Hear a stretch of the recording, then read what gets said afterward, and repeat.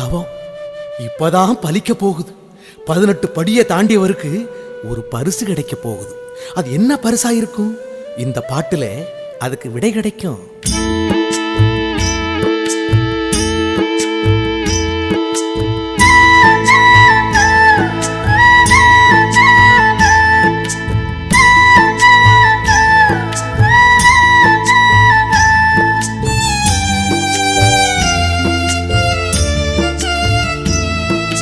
பார்த்து பார்த்து பரவசமானேன் சுவாமி, பார்த்து பார்த்து பரவசமானேன்.